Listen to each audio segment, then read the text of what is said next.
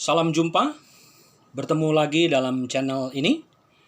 Nah, pada hari ini kita melihat di dalam media sosial atau bahkan media TV, kita melihat ada pemanggilan kedua dari saudara Edmul yang kemudian dalam proses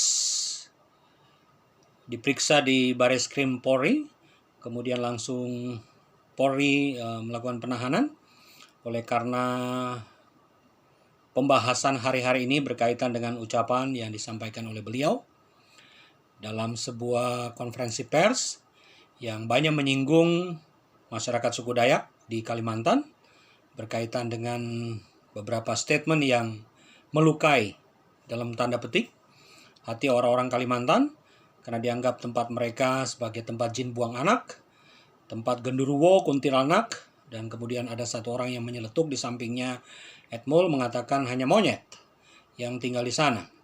Saya kira kita perlu menjaga lisan kita, perlu menjaga perkataan kita, karena apapun yang kita sampaikan di depan umum, di depan publik, bisa melukai hati orang lain.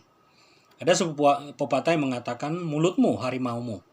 Supaya kita tidak mengalami masalah di kemudian hari, kita perlu menjaga lisan kita, karena kita ini bangsa yang beradab, kita ini bangsa yang beretika, tidak bisa sembarangan kemudian menyampaikan di depan publik, karena bisa saja hal yang kita sampaikan, kita ujarkan, kita katakan, mungkin bagi kita itu biasa, tapi bagi orang lain belum tentu biasa.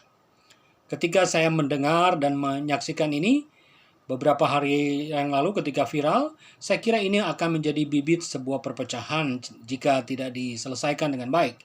Dan saya mengapresiasi upaya Polri karena beberapa komunitas masyarakat yang merasa tidak puas dan mungkin merasa tersakiti dalam diri dan di dalam batin mereka, khususnya orang-orang Dayak Kalimantan yang ada di pulau sana secara keseluruhan itu merasa tidak nyaman dengan ungkapan itu.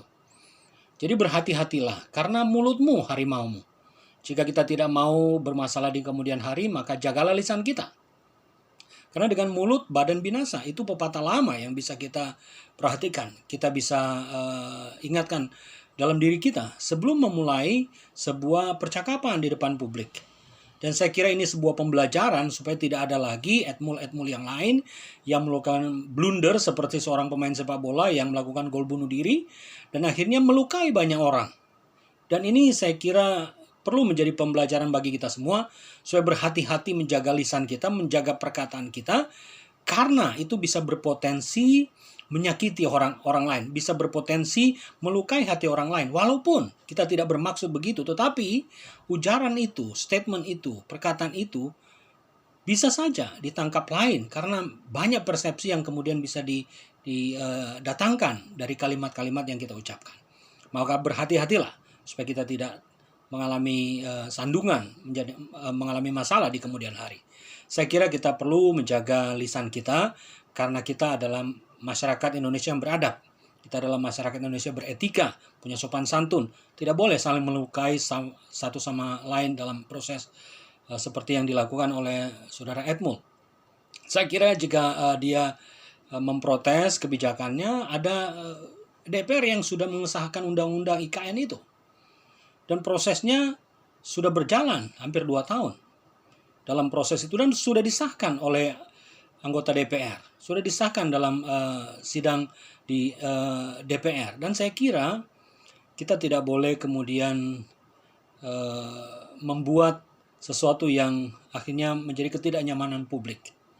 Saya kira ini menjadi hal yang penting untuk kita perhatikan untuk keutuhan, keharmonisan, dan kita menjaga Negara Kesatuan Republik Indonesia, Bhinneka Tunggal Ika, sila ketiga persatuan Indonesia, kita perlu jaga supaya kita hidup dalam aman, damai sejahtera, harmonis di negeri kita yang kita cintai ini, Indonesia.